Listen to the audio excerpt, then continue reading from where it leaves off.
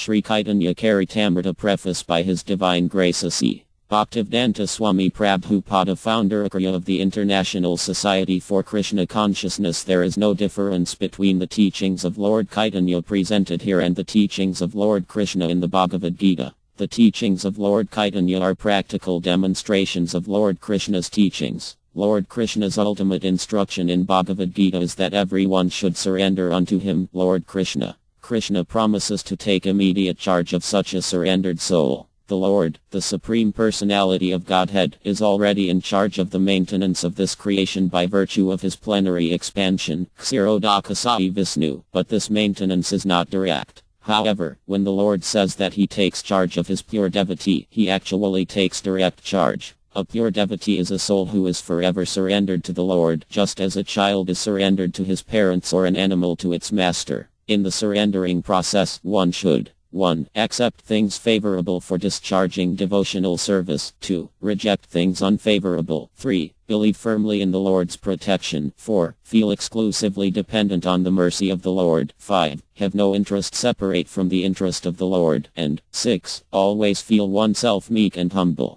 The Lord demands that one surrender unto him by following these 6 guidelines, but the unintelligent so-called scholars of the world misunderstand these demands and urge the general mass of people to reject them. At the conclusion of the 9th chapter of Bhagavad Gita, Lord Krishna directly says, "Engage your mind always in thinking of me, offer obeisances to me, and worship me. Being completely absorbed in me, surely you will come to me." Pg. 9.34. However, the scholarly demons misguide the masses of people by directing them to the impersonal, unmanifest, eternal, unborn truth rather than the personality of Godhead. The impersonalist Mayavadi philosophers do not accept that the ultimate aspect of the absolute truth is the supreme personality of Godhead. If one desires to understand the sun as it is, one must first face the sunshine and then the sun globe, and after entering into that globe, one may come face to face with the predominating deity of the sun. Due to a poor fund of knowledge, the Mayavadi philosophers cannot go beyond the Brahman effulgence, which may be compared to the sunshine.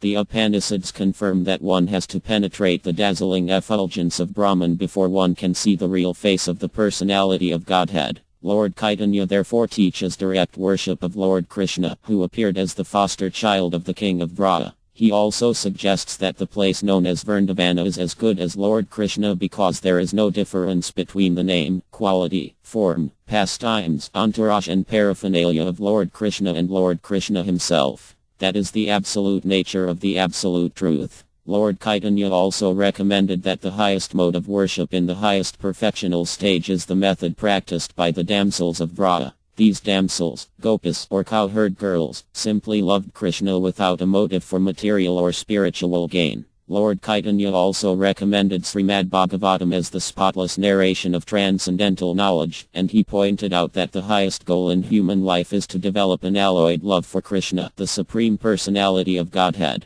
Lord Caitanya's teachings are identical to those given by Lord Kapila, the original propounder of Sankhya Yoga, the Sankhya system of philosophy. This authorized system of yoga recommends meditation on the transcendental form of the Lord. There is no question of meditating on something void or impersonal. One can meditate on the transcendental form of Lord Vishnu even without practicing involved sitting postures. Such meditation is called perfect samadhi. This perfect samadhi is verified at the end of the 6th chapter of the Bhagavad Gita, where Lord Krishna says, "And of all yogas, he who always abides in me with great faith, worshipping me in transcendental loving service, is the most intimately united with me in yoga and is the highest of all." Pg. 6.47. Lord Caitanya instructed the mass of people in the Sankhya philosophy of Asantya Bedabheda Tattva, which maintains that the Supreme Lord is simultaneously one with and different from his creation. Lord Caitanya taught this philosophy through the chanting of the holy name of the Lord. He taught that the holy name of the Lord is the sound incarnation of the Lord and that since the Lord is the absolute whole, there is no difference between his holy name and his transcendental form.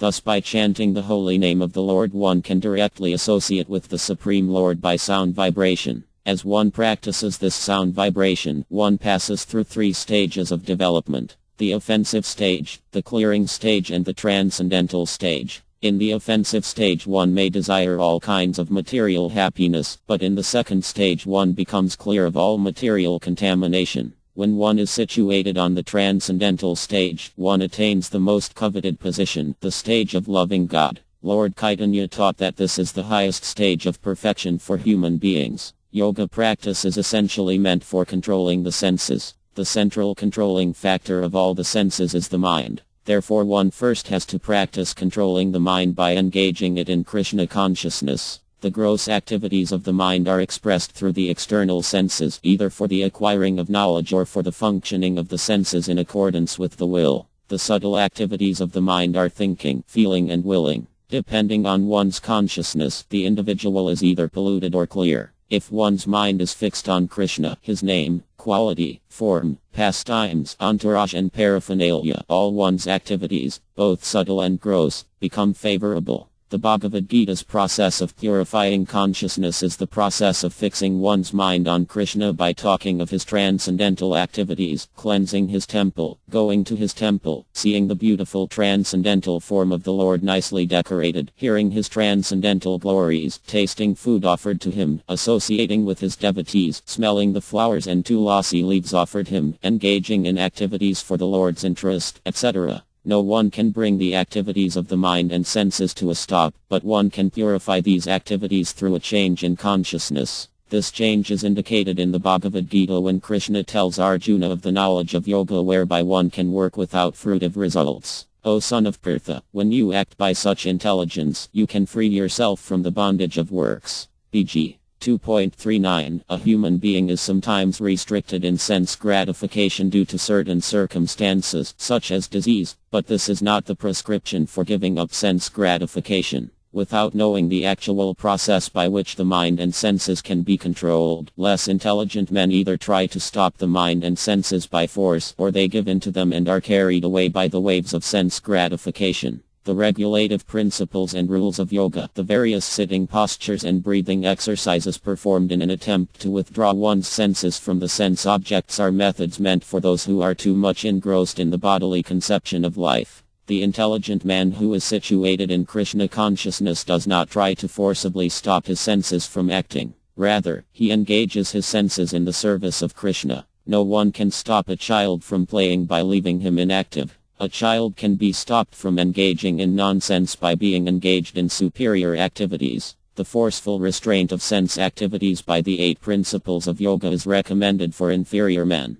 Being engaged in the superior activities of Krishna consciousness, superior men naturally retire from the inferior activities of material existence. In this way Lord Caitanya teaches the science of Krishna consciousness. That science is absolute. Dry mental speculators try to restrain themselves from material attachment, but it is generally found that the mind is too strong to be controlled and that it drags them down to sensual activities. A person in Krishna consciousness does not run this risk. One has to engage one's mind and senses in Krishna conscious activities, and Lord Caitanya teaches one how to do this in practice. Before accepting sannyasa, the renounced order, Lord Caitanya was known as Visvamdhara. The word Visvamdhara refers to one who maintains the entire universe and who leads all living entities. This maintainer and leader appeared as Lord Sri Krishna Caitanya to give humanity these sublime teachings. Lord Caitanya is the ideal teacher of life's prime necessities. He is the most munificent bestower of love of Krishna. He is the complete reservoir of all mercies and good fortune.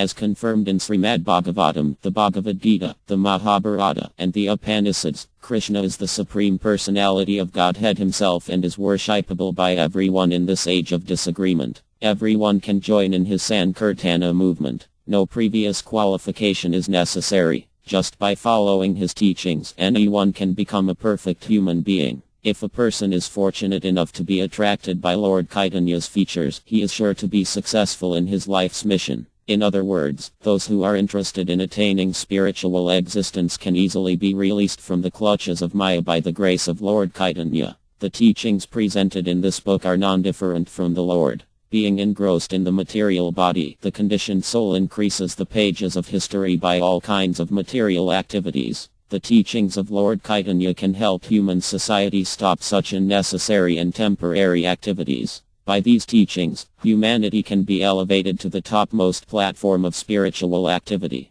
These spiritual activities actually begin after liberation from material bondage. Such liberated activities in Krishna consciousness constitute the goal of human perfection. The false prestige one acquires by attempting to dominate material nature is illusory. Illuminating knowledge can be acquired from the teachings of Lord Caitanya, and by such knowledge one can advance in spiritual existence. Everyone has to suffer or enjoy the fruits of his activity. No one can check the laws of material nature that govern such things. As long as one is engaged in fruitive activity, one is sure to be baffled in the attempt to attain the ultimate goal of life. I sincerely hope that by understanding the teachings of Lord Caitanya, human society will experience a new light of spiritual life, which will open the field of activity for the pure soul. Tat Sadasi. Bhaktivedanta Swami, March 14, 1968. The birthday of Lord Caitanya, Sri Sri Radhakrishna Temple, New York, NY.